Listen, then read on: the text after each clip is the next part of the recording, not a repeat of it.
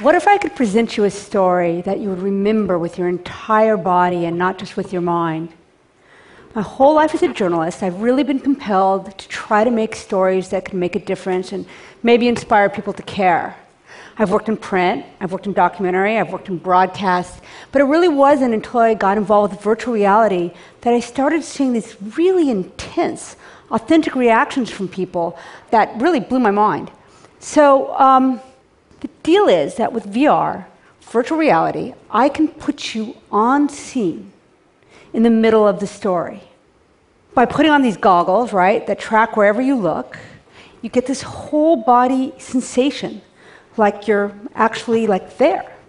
So 5 years ago is about when I really began to push the envelope with using virtual reality and journalism together. And I wanted to do a piece about hunger.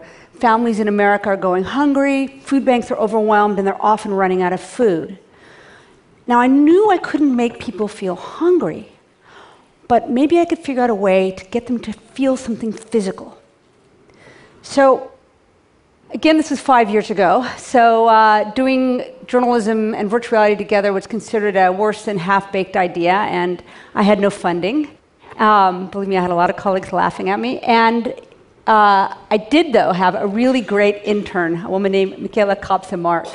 And together we went out to food banks and started recording audio and photographs until one day she came back to my office and she was bawling. She was just crying.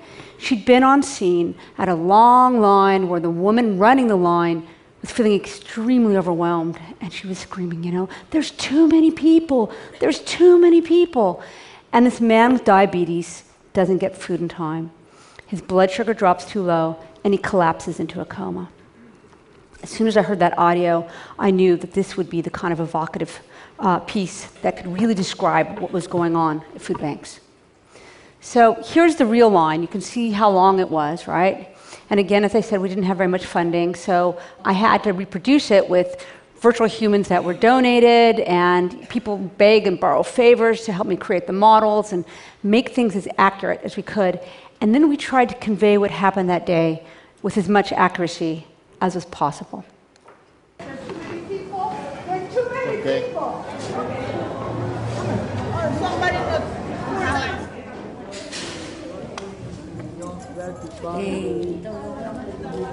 Okay, he's having a seizure. Okay.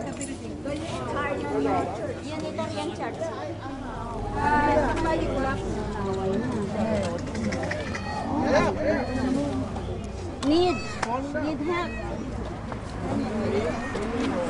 Yeah, we need an ambulance, somebody. So the man on the right, for him, he's walking around the body, right? For him, he's in the room with that body. Like that guy is at his feet. And even though with his peripheral vision, he can see that he's in this lab space, right? He should be able to see that he's not actually on the street. But he feels like he's there with those people. Very cautious not to step on this guy who isn't really there, right? So that piece ended up going to Sundance in 2012, a kind of amazing thing. And it was the first virtual reality film ever, basically. And when we went, I was really terrified. I didn't really know how people were going to react and what was going to happen. And we showed up with these like duct tape pair of goggles. Oh, you're crying. You're crying. Gina, you're crying. So you can hear the surprise in my voice, right? And this kind of reaction ended up being the kind of reaction we saw over and over and over. People down on the ground trying to comfort the seizure victim, trying to whisper something into his ear or in some way, you know, help, even though they couldn't. And I had a lot of people come out of that piece saying, oh my God, I was so frustrated, I couldn't help the guy, and take that back into their lives. So after this piece was made, the dean of the cinema school at USC, at the University of Southern California, brought in the head of the World Economic Forum to try hunger. And he took off the goggles and he commissioned a piece about Syria on the spot. And I really wanted to do something about Syrian refugee kids because children have been the worst affected by the Syrian civil war. I sent a team to the border of Iraq to record material at refugee camps, basically in an area I wouldn't send a team now, as that's where ISIS is really operating. And then we also recreated a street scene in which a young girl is singing and a bomb goes off. Now, when you're in the middle of that scene and you hear those sounds and you see the injured around you, it's an incredibly scary and real feeling.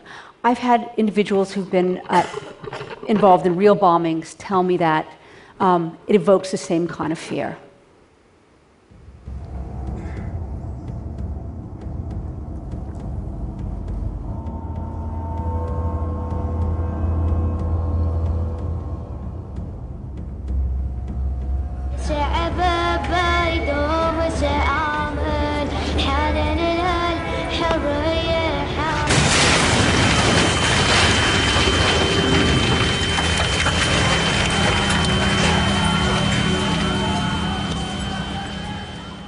We were then invited to take the piece to the Victoria and Albert Museum in London. And it wasn't advertised, and we were put in this tapestry room. There was no press about it, so anybody who happened to walk into the museum to visit it that day would see us with these crazy lights. You know, maybe they wanted to see the old storytelling of the tapestries, and they were confronted by our virtual reality cameras. But a lot of people tried it, and over a 5-day run, we ended up with 54 pages of guest book comments. And we were told by the curators there that they'd never seen such an outpouring. Things like, it's so real, absolutely believable, or, of course, the one that I was excited about, a real feeling as if you were in the middle of something that you normally see on TV news. So, it works, right? This stuff works. And it doesn't really matter where you're from or what age you are, it's really evocative. Now, don't get me wrong, I'm not saying that when you're in a piece, you forget that you're here. But it turns out we can feel like we're two places at once. We can have what I call this duality of presence.